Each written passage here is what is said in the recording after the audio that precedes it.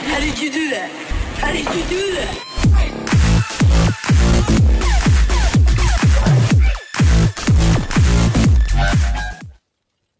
What's up gamers, it's a Concealed Gamer bringing you guys a second video to the Will It Kill series, but this time we are talking about the Bullfrog.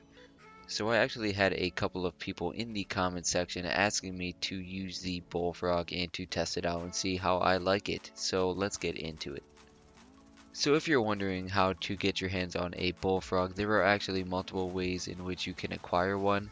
The main way you can get one is by getting exotic caches and being lucky enough to have one dropped for you. I was lucky enough to be playing this game a lot during 1.5 and I had a lot of Bullfrogs dropped for me, so I didn't really have to farm that much in 1.6.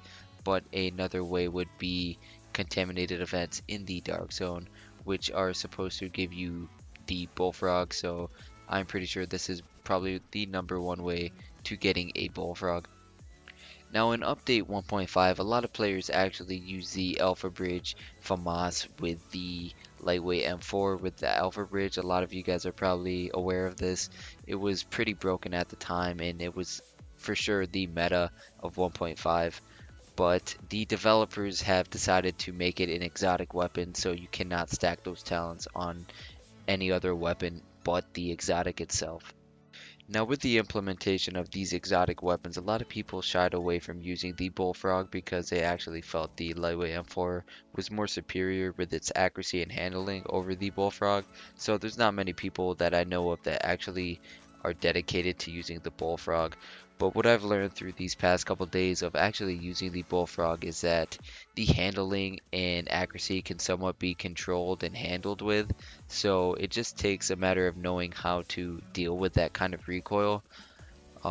It's definitely out of my comfort zone because I use a lightweight M4 and I've been using it since 1.4. So I've got to master the recoil with that weapon. But the Bullfrog is literally all over the place with its recoil. So it's going to take a lot of getting used to.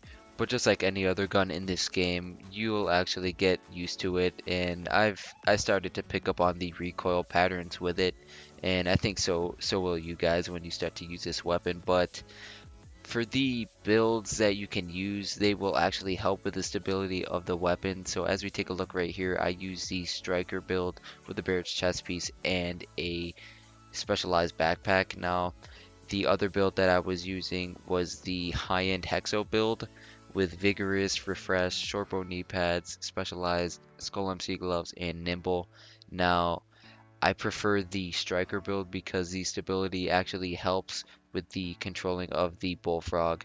Although the high-end build does hit a lot harder, what's the use of hitting harder if you can't land your shots on your target? So I preferred the Striker build with that. One of the awesome things about this gun is that it has one of the fastest RPMs of any assault rifle in the game with a whopping 900 RPM. So it is more like an SMG more than a assault rifle of that sort. So you really get to put that fast amount of damage into players when you're facing off with them and stuff. But the damage on it is a little bit weakened to make up for that fast RPM. I think the key to using this gun is to have as much firearms as you can get without sacrificing too much electronics, because the one flaw about this gun is that the uncomplicated talent gives you, it actually takes up that third talent spot, so you can't replace it with another one compared to a lightweight M4 where you could have 3 talents of your choosing. So the uncomplicated talent actually gives it a slight damage boost over the lightweight M4, but not so much as let's say adept or competent, where you'd be getting that extra crit chance or raw damage to your weapons to help you. So definitely be aware of that when you're thinking of using this weapon, because you will be short of a talent. So I would definitely recommend using responsive and adept. Right now I had responsive and competent on my Bullfrog, which I would rather have adept, but I didn't have enough Phoenix credits to roll it at the time. Also, another mistake players usually make when using the Bullfrog is that when they put attachments on it, they usually do not pay attention to what they have on their attachments. So the one trick side to the uncomplicated talent on this gun is that if you have any stability or accuracy attributes on your attachments of your weapon, it will actually decrease the 15% damage from uncomplicated talent.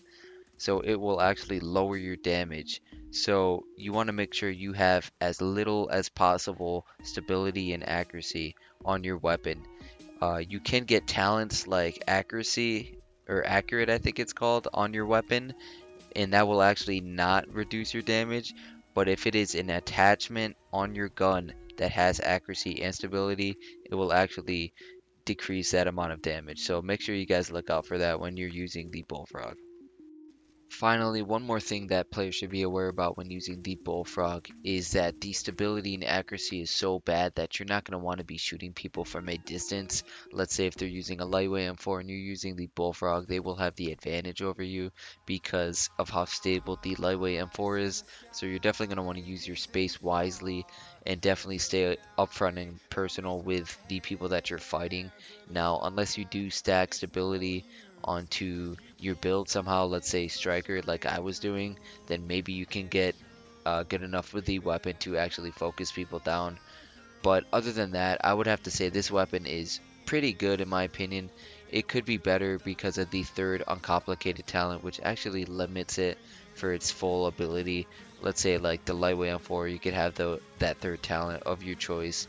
But if I were to rate it, I'd have to give it in a flat out 8 out of 10. But if this video was helpful to you guys, make sure to leave a like below. Make sure to subscribe to the channel if you guys are new.